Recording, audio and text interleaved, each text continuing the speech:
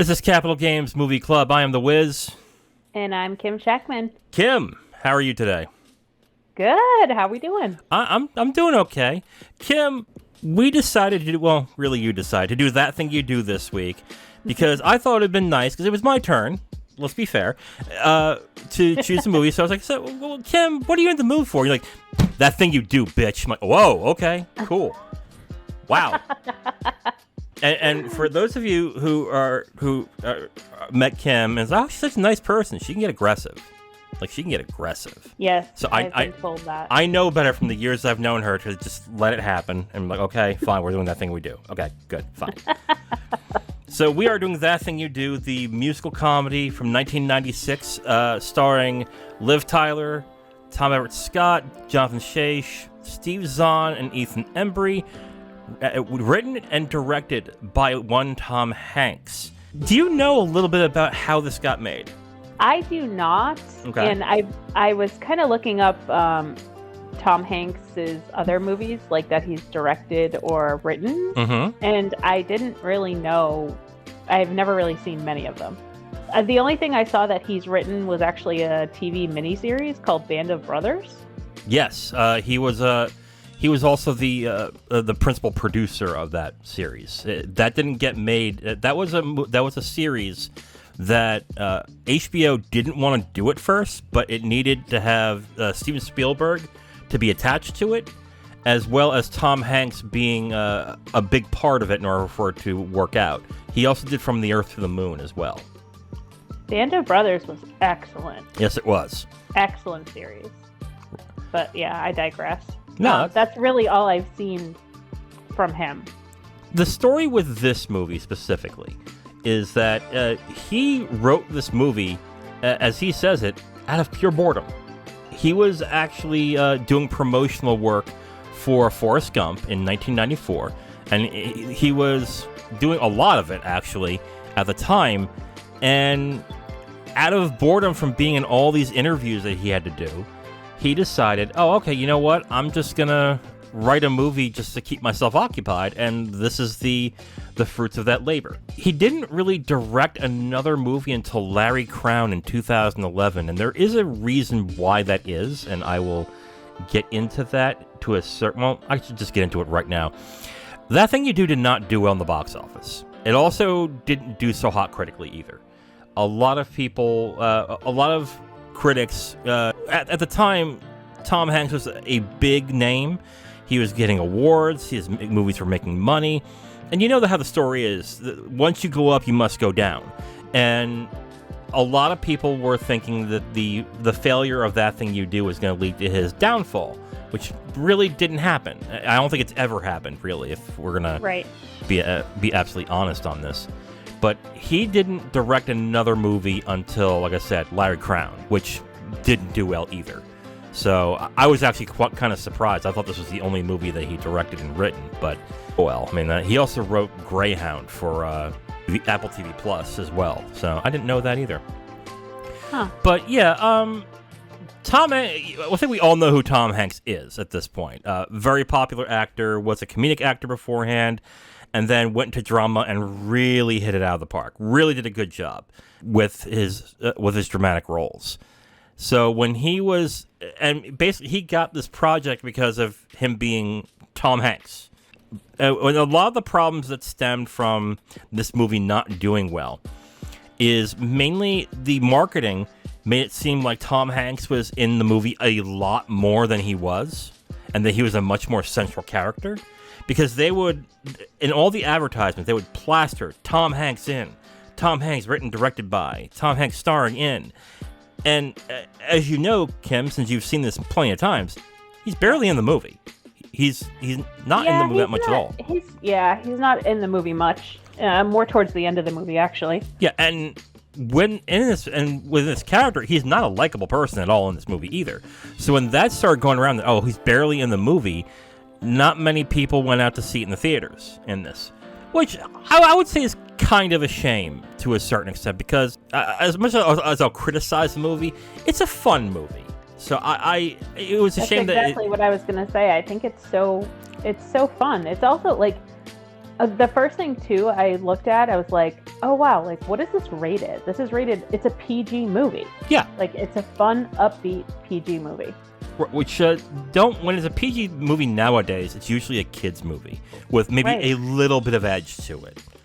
Okay, well, we got down to that aspect. Let's just get into what we think about That Thing You Do, the 1996 musical comedy. Kim, go ahead. Let's since you decided you wanted to do this movie, and this is one of your favorites, let's just go right into it. What do you like about the movie? I think it's kind of obvious, right, for most people. It's the music, right? The music in this movie makes it what it is. Catchy tunes, and it just brings it to life. Like without the music, it would just be kind of a shit movie, right? Like if you think about it, right? When I was a kid, I've watched this movie over and over and over again, and I actually owned the soundtrack to the movie because I loved the music so much. Oh wow, okay. I was a huge fan of all the songs within the music and within the movie. But I think I like it too because I'm kind of drawn to like the 60s. I really love like how it was a little bit more of a simpler time. There isn't really as much technology. And at some point in my life, I really wish I grew up in the 60s. And I think that music then was made by hand and not made by synthesizers and voiceovers. Even though in this movie, they actually didn't record all the songs themselves. It was actually, I think it was dubbed over, I think. Yes, for the most part. But still, the music was great, right? Like, and I think, correct me if I'm wrong, but I think that's what it may have won an award for. It did not win. It didn't win an Oscar. It got nominated for an Oscar for Best Song. For the title song. Nominated, thank you. Yes, it lost to Evita that year. Ugh. Oh yeah, we were talking about that. Yeah. I think I thought was kind of a bummer because I definitely like the music better than Evita. Yeah. Well, Evita is a different beast entirely. Whereas this was a pop. That Thing You Do is pop songs. Evita is Broadway musicals. So the songs are like 6 and 7 minutes, and they have to convey a story within the song. So that's a little bit different. So I'll give it some fairness on that end. But I think you're right on this end that the music is very good, especially the title song.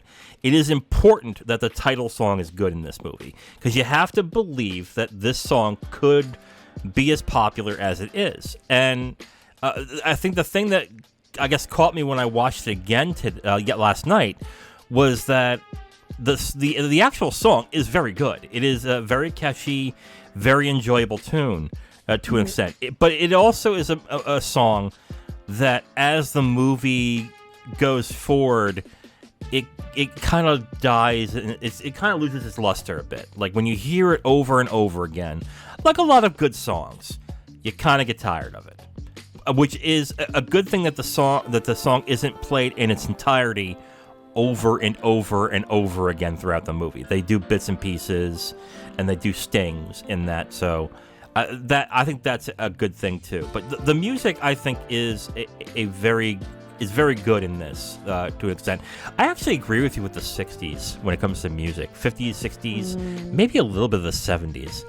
If there's one thing that I am jealous of when it comes to my parents or older people, is that I think their music is so much better than the music is nowadays. Incredible. Like it's just a whole different ballgame. There are people like in my age who are like, oh, I love 2000s rap or 1990s pop and this and that. I'm like, it's nothing compared to Motown. It is nothing compared to 60s. It's just like, it's not even fair. It's not even fair. But then again, I could also sit here and say that a lot of older movies from before I was even born are incredible movies compared to what was around my time.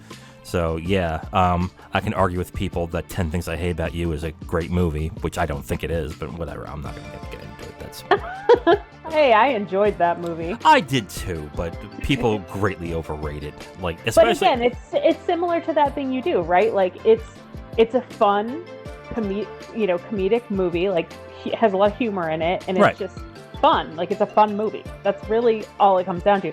we're not saying like the writing was superb or the directing was amazing. It was there, and it was for your quick entertainment, and that was that. Yeah, it's a very standard film. It is Right. it basically, if you were go through the plot line, it's the basic rise to fame plot line where they have the hit song, they get really popular, and then the downfall. And that's a lot of these types of movies when it comes to the star that becomes big and then goes and crashes down. It's the same story that has been done over and over again. So we've gotten to writing and directing. Let's go to directing real quick. Very standard directing, like very standard. I'm actually kind of surprised that this might be a little harsh. I was kind of surprised because I didn't even look this up because I was like sure that, Tom Hanks never directed again. It's a Charles Lawton situation. And my thought was, well, he directed a movie that did not make its money back. Like, it didn't do well in the box office. So that was enough for a studio exec to say, no, we're not giving you another movie. But then you remind me he wrote and directed a couple things at Band of Brothers, From the Earth to the Moon. I think he also did the Pacific. I'm not entirely sure. He did do the Pacific. He did? Yes. Okay. So he did a lot of TV. So and those were very popular at the time. So that I get. I was surprised to hear he did Larry Crown, but Larry Crown did not do well either on this end. Yeah, I've never seen that. The direction in this, again, is really standard. But then again, it would be really weird to have different types of camera flourishes or something very avant-garde in a movie that is so standard and has to rely on the performances of the principal actors to get it through. I think it's fine for what it is, but it's nothing to write home about. It's not offensive, it's not bad, but it's just shot the way it was, and then that's it. Done. Yeah, it's very basic. Yes, definitely. Basic and simple. And that's really all it comes down to. And I personally think the same thing with the writing. Yes. Right? Like overall, I think the movie is just a simple movie. Yeah. I must say that I really something that I like about this is the tempo of the story. I didn't find many moments in the film that were drawn out. Mm-hmm. And I didn't find any slow points throughout the movie. It was just very balanced. And that's something that I did love about it. Because sometimes you get to some points and you're just okay, what's going to happen now? This is getting to be a little bit drawn out. I'm getting a little bit bored with this film. But I think it was just, they went through the storyline pretty quickly, but it was balanced enough to enjoy it. It goes through a decent clip, absolutely. When I look this up on Google, because what I like to do is in order to find out where it's streaming, I Google it. And when I saw that Google had it at a clock time of 2 hours and 35 minutes. Right. And it doesn't feel like that. But it's not. It's an hour and 55. Oh. Google got it wrong. I was going to say, because I Googled it too, and I was like, this is not 2 hours. I watched it, and I was like, this is pretty quick. And the reason why I know it's a really great tempo is because my husband loves this movie, and he has a really short attention span when it comes to watching films. Uh-oh. So for him to stay engaged when watching, a movie that's over an hour, it's a hit to me because he sat through the whole thing and he can quote the movie. He's seen it numerous times, so that's a big deal. Okay. So what you're telling me is if I have you watch any Andrei Tartakovsky, it's best to just keep your husband out. It's what you're telling me. What is that? Andrei Tartakovsky, he's a Russian director. His films are very slow, very meandering, but there's a reason why that they're very slow. He's done movies like Stalker and Solaris, very good movies, but they're slow. They are really slow. Hubby would not watch those whatsoever.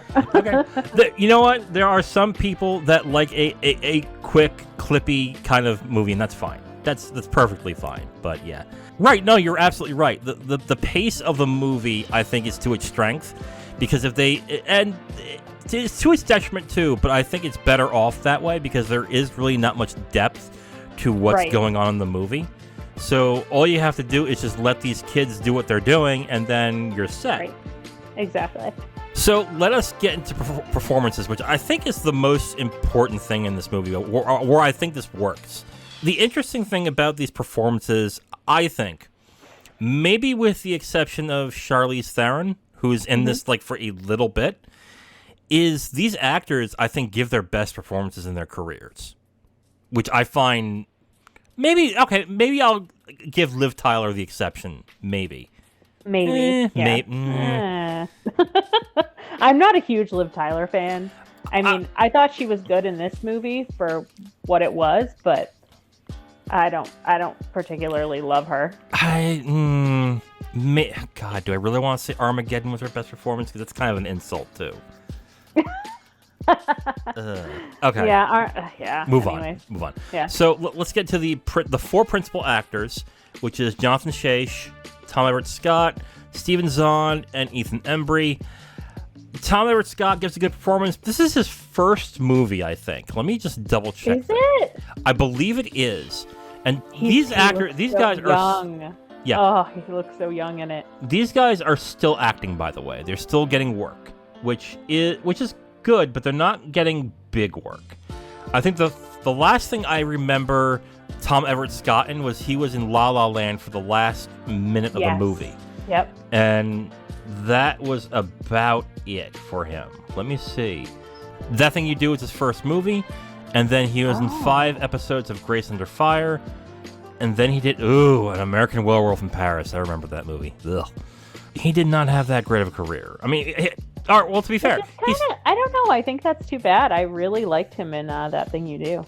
He's not bad, but he is the standard likable guy who just so happens to be the linchpin that gets this running to a certain extent. So he's got a standard role, but he is meant to be likable. He's meant to be the emotional, mature center with all the other guys, because you have Schaech's character, who is the arrogant talent, and then you have Zahn, who's the goofball, and then you have Embry, who is just there, essentially. Right. That's what. Well, they make a joke in the kind of in the movie, like he doesn't have a name. No, he doesn't. No, he's just the bass player. Yeah, pretty much. Tom Everett Scott was good in this, but I think he was the right pick to do this movie, to do this role, because it's funny. This is Tom Hanks needed convincing to get Tom Everett Scott in the movie. He did not want him at first, and it took his wife to finally convince him that he was the right person in the role. Oh. The role in this. So you want to know who the first one they hired? Yeah, who? Charlize Theron. Oh my God, that is too funny. Yeah. And she's not even in the movie that long. Nope, not at all. So to understand too at times, with some movies, the script that they write isn't exactly used from front to back all the time. When they do the script, and sometimes they have a working script that if you really just do the entire script, it's like 3 to 4 hours long. So then you would have to cut a bunch of stuff to get to the runtime you need. And it could very well have been that Charlize Theron's character had much more of a plot line as the movie went on. And then as the time goes on, she was just cut more and more and more and more during the editing process. I could see that happening. So that could have been a possibility too. So yeah, I like Tom Everett Scott in this. He was good, but you know, I thought the role was I thought his character, like you said, fit his look and his personality. Yes, absolutely. You want to know why Tom Hanks decided not to? He didn't want to use him. Why? Because he thought he looked too much like his sons. Interesting. Yeah.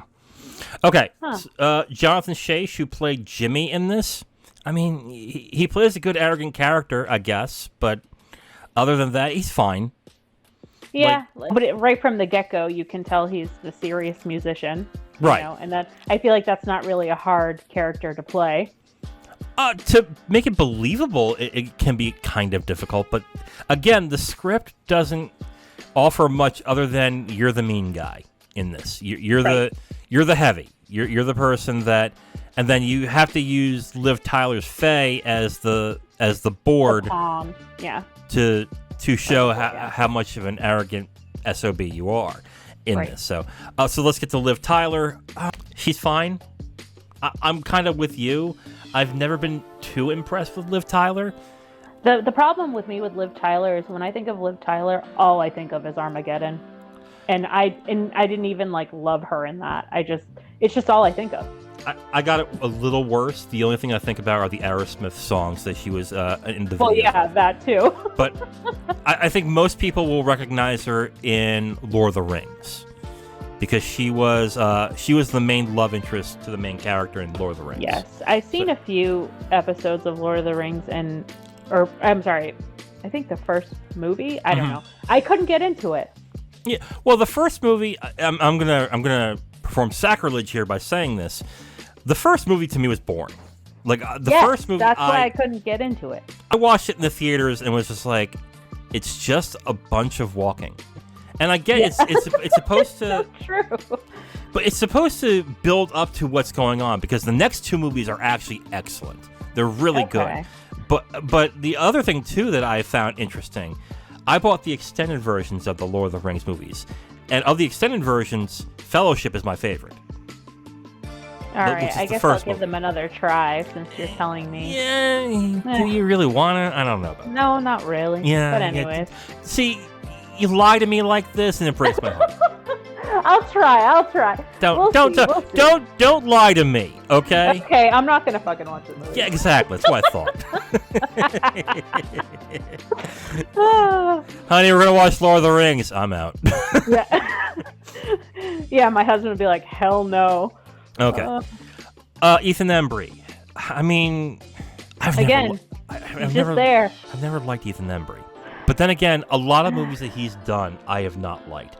I hate the movie Empire Records with an undying passion. I know you hate that movie. You mentioned that to me like right away. Movie. You're like, I fucking hate that movie. I mean, I don't know, like everybody loves it, but I don't get it. I don't really care about it. Like, I'm like, it's okay. I'd rather watch That Thing You Do than Empire Records. That I agree with you with. But like oh god. Ugh. The fact that people make it into a mini holiday. I forget what the exact holiday is. Is it Rex Chapman Day or whatever? I don't know. And every time I'm like, oh my god, my heart hurts. Why do you guys like this movie? So like, I get it. You know, people like their different movies. Fine. I get it. I get it to a certain extent. But that movie specifically is just like, ugh. Anyway, I don't know. It didn't leave a lasting impression on me, so that's how I know I just don't really care about it. Yeah. I must say though, so I know this isn't a film, but he's in Grace and Frankie, the TV series. That's like one of the newer series out, and he's pretty good in that. Yeah, I've heard he's good. I haven't seen a lot of the films that he's in. Like, I'm looking at some of the movies. Like, he's been in Disturbing Behavior, which is I didn't like Can't Hardly Wait. The Prophet 2 was terrible. Vegas Vacation was horrible. White Squall was bad. Like, I'm looking at a lot of the films he was in, and Sweet Home Alabama was okay. I think that was okay. He played the gay friend in that, I think. Yeah. But yeah, like, if I'm looking at like a lot of the films that he was in, I'm like, I guess that might be the issue I have, is the films that he was in that I just did not like. But I particularly have not liked him at all. But he's okay in this. But that's also because he doesn't really, his role isn't really as prominent as the others. Like, it's kind of just, like you said, he's just there. He doesn't even have a name. He's wallpaper. He's wallpaper. Yeah. That's it. But he's kind of quirky and funny, and we'll get to that a little bit in the spoilers, but yeah. Yeah. And then I think the best performance in the movie is Steven Zahn. Oh my god. I love him. I just love him in general. Steve Zahn, I think, is really entertaining, really funny in this. And extremely. Yeah. And it's kind of, I mean, he's had a good career. He's done a lot of independent movies. He's done a lot of independent comedies that he's more known for. I would have, but he's also done things like Sahara, Joyride. He was in Rescue Dawn. He's done some dramatic stuff too.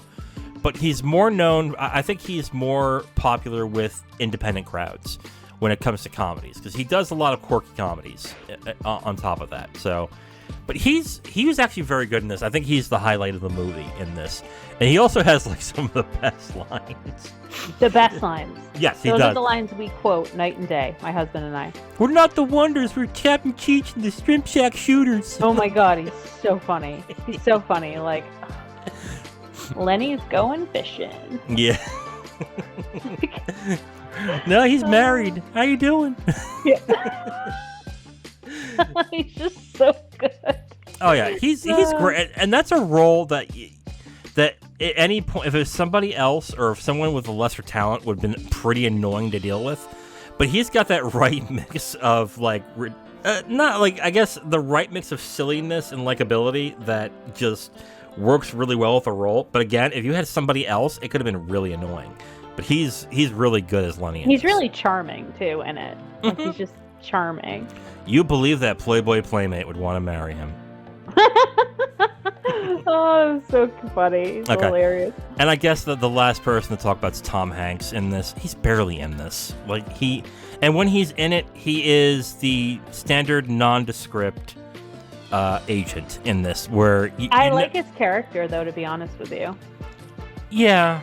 I do. I like his character, and I'll tell you why when we get to spoilers, but I do like his character a lot. Okay.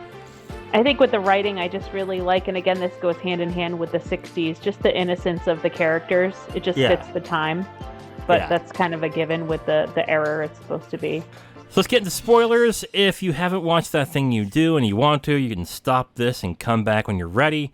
We're going to get into spoilers for That Thing You Do in 5, 4, 3, 2, 1. I honestly don't have much to provide on this because it's gonna sound like it sounds like I'm shit talking, but there's not much depth. There's not much depth to chew into in this. So if you want to get into spoilers in certain aspects of the movie, go right ahead. So what do you want to talk about? Okay, so I'll tell you one of my favorite scenes in the movie is when they first hear their song on the radio. Yes, that was good. I think that scene is so fun. The excitement of them accomplishing something as young as they were, and just the shock and awe of it. And then, like, you know, when they're in the father's appliance store and they're dancing around and the father's like, what the hell is going on? Like, it's just such almost like an inspiring moment in the film. And it just brought me so much joy. And that's one of my favorite scenes, actually. It's probably, it probably is one of my favorite scenes, too, in the movie. And it's actually done very well, and that Faye was the first person to do it because she's like licking a stamp and she almost swallows it. Yeah. She's like and she's the cheerleader of the band. Right. Which she's makes sense. She's the groupie without all the sex. Yes. Poor girl. But, well, actually, I think she's better off. Anyway, let's get back. Let's back. Anyway. But yeah, like that scene is really well done in that way, and you believe it too in the characters as well. I definitely and you know who wasn't there? I don't think Jimmy was there in that scene, was he? Oh, I don't think he was either. Now that you say that, now I want to go back and watch it again. Okay. Well. I know you won't, but no, I've had enough. No, I love that scene. One scene that I do not love is when they are first introduced to Tom Hanks, and I think which is their agent, I think it's because they show them kind of going to Pittsburgh to play their first large show in front of like a huge crowd, and it turns into a shit show, right? Like their mics aren't working, things are falling over, like the crowd's like, what the hell is going on? The other performers are pissed off at them. And then like the very next scene is like them meeting with like this hotshot agent, Tom Hanks, to sign them to this huge record deal, right? Okay. But at the same time, I guess it kind of fits because maybe back then, and I don't really know because I'm not in the music business, but maybe these larger companies or labels want to pick up the underdog to then mold them into stars or famous people that they want them to be. So I guess it kind of makes sense, but I just thought it was interesting how they meet him like right after they have an awful show. Well, Mr. White also says in that I don't think he actually watched the show. but he's basing it on the LP that he got from his manager at the time. Right. So, I guess, but like... You know what I'm saying? Like, I almost think they could have... Like, it's almost like too quick. You know, like, okay, like, you play one show with this manager, and then you're all of a sudden going to Playtone, which is supposed to be this big, gigantic label, like, on the West Coast. Like, it just seemed weird to me. So, okay. I guess I understand what you're saying. Let me counter it for one thing, okay? You mentioned the pacing at the beginning of the episode. True. How it's quick, and it goes by fast, and it doesn't give you enough time to dwell. For that to work, where it didn't feel, I guess, as awkward, you'd have to have at least 15 to 20 minutes of time where they're struggling, where they have to find their way in the state area. How are you going to make that quick and clippy and make that work as well as it's working throughout the entirety of the film without showing the guys struggling or having issues or drama or something that will slow down the pace of the movie? That's true. So, that is true. I get what you're saying to a certain extent on that, and I can't believe I'm defending this movie. But I get what you're saying. I think maybe like I'm thinking it more as like it's not as realistic, maybe. But again, it's a movie, right? Like, I mean, yeah. Like, I think it takes. I mean, at least today, now in the music biz, like, it takes a lot of time before you get signed, right? Like, before you get signed with this big label. But this is also in the 60s. Right, that's what I mean. Like, yeah, so things could be different. Right. I get what you're saying, that they got the big contract after they bombed in the which, okay, I mean, but at the same time, like, and again, like, to counter myself, you know, Mr. White could be looking at them as like, okay, these are underdogs, and I'm going to clean them up, and I'm going to make them famous. Which is exactly what he tried to do. Right. And I mean, he did, right? He did. They were famous. They had a #1 hit for, X amount of weeks. And I really loved Mr. White. And the reason I did is because you have to keep in mind, like, these are young kids, like, probably straight out of high school, navigating this huge talent that they have. And I almost think of him as not just the agent, but a little bit of like a father figure. Like, if you really watch his character, I mean, he's like kind of like guiding them to say like, okay, Jimmy, you're all about like what's going on with you and your girlfriend. Like, he subtly makes remarks that shows you that, Jimmy and Faye are really not that good together as a couple. And it really should be Faye and they call him Spartacus or whatever, Guy Patterson. Yep. Mm-hmm. And they really should be together because of they mesh well, their personalities. It's just something that he notices. Also, too, it's just he can also see Guy Patterson's love for music versus Jimmy's love for writing the songs. You know what I mean? Like, I think that's why I love his character so much, even though he's not in the movie that much. When he is in the movie, you can see how he's kind of subtly helping to guide them through this big fame that came out of nowhere. I don't see that. I see a guy who sees them as assets to be strung, and then when it's time for them to pay, which is at the end of the movie, and it doesn't go the way he wants, he just walks out. If he is that if he is that type of father figure, that to me, if he is that type of father figure, he would try a little bit harder to make that work, which he just didn't. And it was clear by the end he did not like Jimmy at all. That he was not. Well, nobody really did. Yeah, he was not thrilled with dealing with Jimmy, so he let him walk at that point. But But he also teaches them that, like, this happens all the time, right? Like, this is nothing new with a young band, up and coming band that has a one-hit wonder, right? That's like what he said to them. You guys are one-hit wonders, and this is like the telltale story of you become famous and then the band breaks up and then everybody goes their separate ways and does their own thing. Like, he was almost like trying to tell them this in a subtle way, but I don't know. I just really liked his character.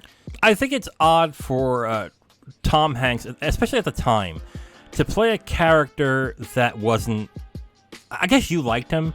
I didn't find him particularly likable. but I thought Tom Hanks was fine in it because Tom Hanks didn't really have to do much other than wear a suit and tell them what to do in this. So, well, yeah, and then like if you're watching and there's a scene where he's, they're at a concert, at a show, they're playing live, and he's walking around. It almost looks like he's kind of patrolling the area, and the crowd's going wild.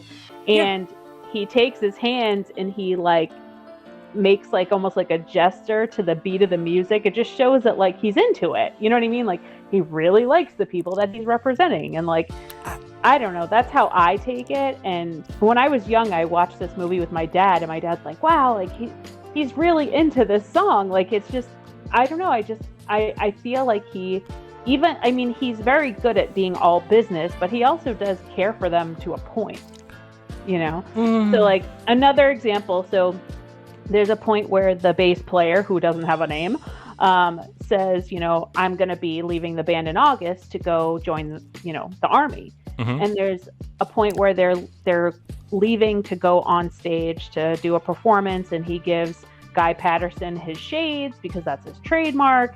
And then he looks at the bass player and he says, "In you, Semper Fi." Yeah. And you know what Semper Fi means, right? Of course. It's a motto of the United States Marine Corps. So it's like he has an interest in them, and he somewhat cares about them. Like he knows what their goals are and what they want to do. You know what I mean? Like, does he really like do a ton to help them? Not really, but he shows interest in them. He shows interest. Okay. I guess unless you want to add to this, we'll dive off from here. I think he shows enough interest to where it is to his benefit. Because to be quite honest with you, when you care about somebody, you care about them past the point of what it benefits you, and to a certain extent. And at no point did I feel like Mr. White at any point, if these kids did not benefit him at some point, that he would be there. And I think he proved it at the end, where he did walk out, but again, I mean, he's in a contract, so I guess I can agree with you on that, but I think there are subtle things that I think you're missing in the film that show that he cares a little bit more than you think he does. I'm getting what you're talking about, but I think it's more of somebody who is manipulating the situation more than it is somebody who's showing they care. Yeah, maybe. Because when you manage people, and I think you're a manager of sorts as well, when you manage people, you do have to manage them in the way that makes them comfortable with what you're working with you. Yeah. So, like, for example, if you know somebody is a religious person and is all about God and everything, you don't want to talk about things that's going to upset their nature. Like that. There's nothing to me in the film that, aside from where it benefits him, that he cares about these kids. Like, I don't see the father figure angle that you're seeing, to be absolutely honest. But okay, I mean, that's fine. Yeah, like I see it to a point, but but then when you argue it that way, I can also see that side of it too, where maybe he is just trying to be trying to be likable to these kids just to get through this contract with them, essentially. Yeah. So I guess I can see both points, but there's just little hints in there that I notice. But changing the subject, I think it's really funny how Guy Patterson is always saying, like, I am Spartacus, and he has, like, a drum solo that he created for himself that's, called I Am Spartacus. And I was like, okay, now I have to Google and look up what I Am Spartacus really means, like, the actual definition of it. It's a pro movie. Yeah, I've never really looked up the definition of that. Oh, okay. So, yeah. Okay. Yeah, it was from Spartacus, the Kirk Douglas movie that was directed by Stanley Kubrick. It's been a while since I've seen it, but it's the final line of the movie that it has a great deal of meaning at the end of the movie. But yeah, I got it, but I was also like, what does that mean in the context of the movie? So I was like, all right, whatever. It just means like he's the ringleader. Like, he is the person. He's your leader. That's how I took it. Maybe I was thinking about it too deeply. I think so. I think he's just like, I'm kind of directing the ship here, because if you watch the movie, like, Mr. White goes to Guy for everything. If you're watching the movie, you see he goes to him for everything. So he's like, I am Spartacus. I led you here, type of deal. I thought it before we jumped on tonight. We talked about how Bryan Cranston's in the movie. I thought that was pretty funny, and how young he looked. I was like, oh my god. Yes, it is interesting that Tom Hanks is Mr. White, and Bryan Cranston played Mr. White, but Bryan Cranston played a astronaut, and Tom Hanks played an astronaut in Apollo 13. I liked Apollo 13. That's a good movie. Yeah, that was a very good movie. Absolutely, that's another movie I gotta watch. Yeah, good Ed Harris performance that gets that doesn't get talked about. But that's a great movie. Well, I mean, at the end, who gets the girl? Right? That's the big. I mean, it's not really the big spoiler. I mean, yeah, like Jimmy is an asshole to Faye. Okay, here, did Faye actually do what Jimmy accused her of? No, Guy Patterson did. Guy Patterson put the fact that he was engaged to Faye. Yes. Why do you think that? Because he could see that he was flirting with other girls, and he felt bad for her. I don't know about that. Why? Why do you think? Now I'm curious. I want to hear what your thoughts are on that. To be quite frank, I don't care either way. Yeah, but I want to know what you think. Okay. I guess, all right. I think Faye did do it. I think Faye... Oh, and then, like, he was covering for her? I think so, yeah. Oh. I maybe. Oh, that's interesting. I think...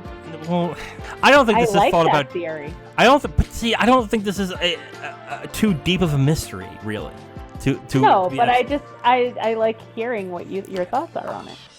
But I'm guessing on this. There's nothing in the movie that says otherwise that can hint to it. But basically, Faye kind of knew he was losing him, and he was losing him to this hotshot this songstress. I forgot the name of the character.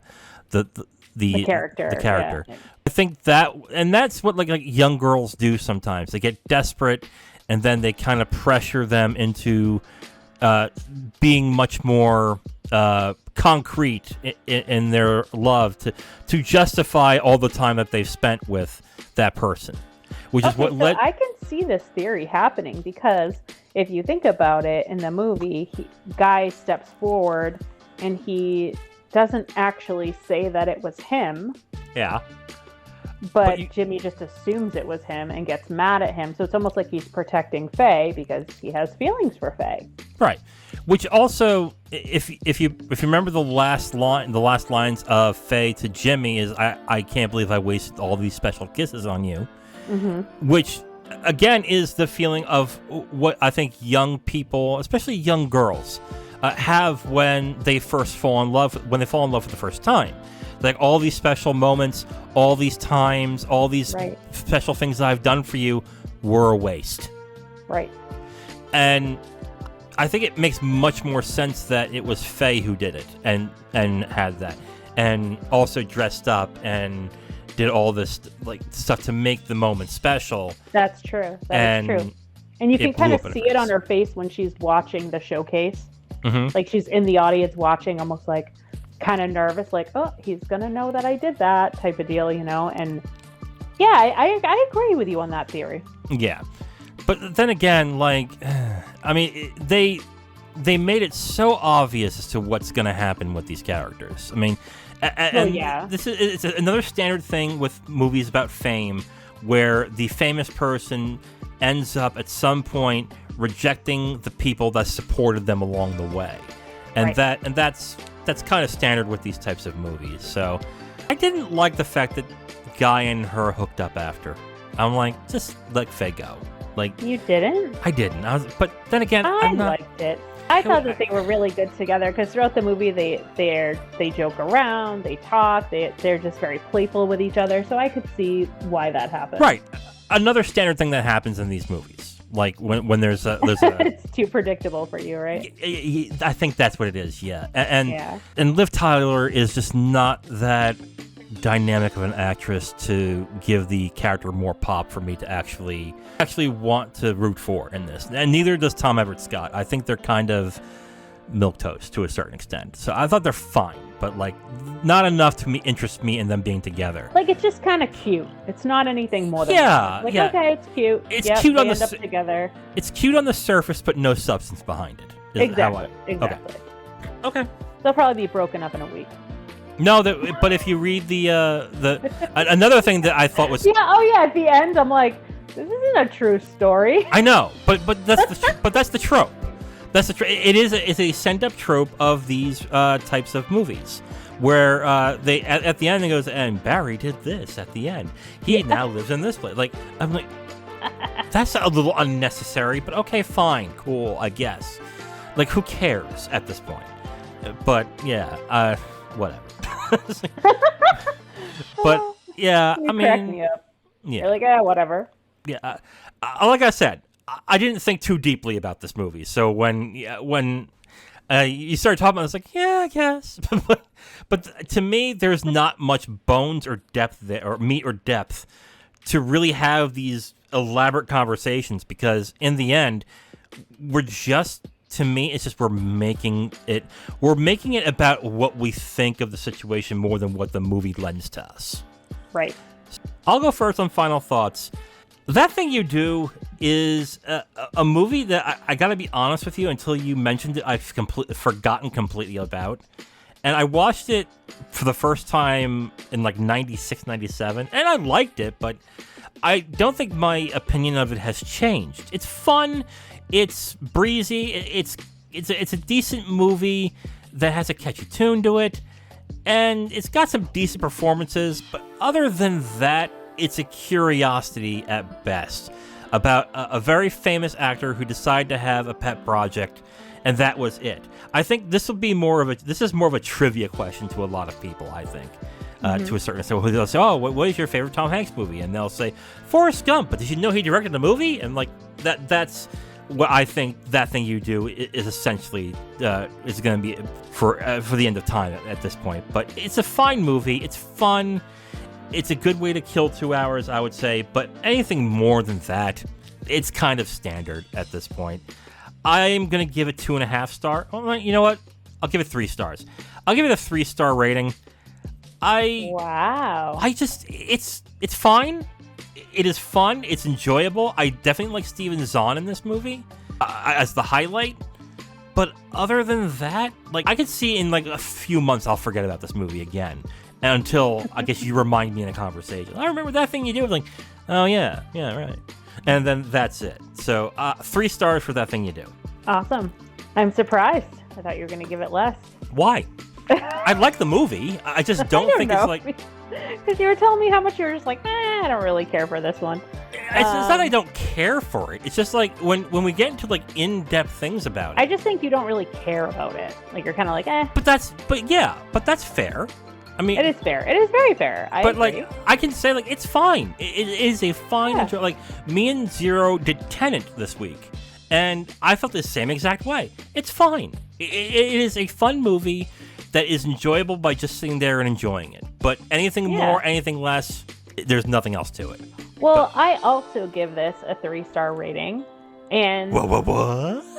Yeah, I mean. It's not like my favorite movie. I think when I think like watching it for a second time, or I shouldn't say second, probably like 4 or 5th time around, and as an older individual, I look at it as a PG rated movie that's family friendly. You could watch this with your kids because there's no violence in it. There's no sex. I mean, there's very, very limited swearing. So if you're looking for a movie that is just something you can watch for like a family fun night, like then this is the movie for you. Like you can watch this with your kids or your preteens, right? I just enjoyed it. It makes me laugh. It gives me joy. And it's a kind of a quick watch for me. Like even though it says it's 2 hours long, it definitely doesn't feel 2 hours long, right? It probably feels about an hour and a half, if that. And I think that the performances were good. I mean, for what it was, I thought they were really well done. And I mean, I'm sure it's hard trying to act as a singer or a drummer or a bassist, right? So I think overall they did a really good job with it from a character and an acting standpoint. Again, I don't really think it has much depth either. That's why I gave it a 3-star.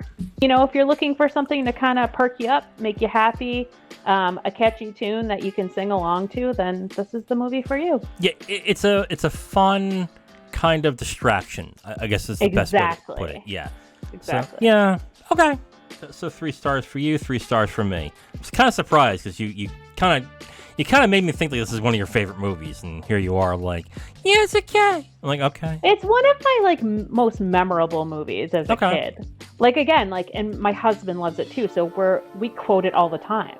You know, we quote Lenny's character like there's no tomorrow. Yeah. It's just funny and it's fun. Okay. You know? And again, like you said, that's where Steve Zahn comes into play, where he really does make the movie.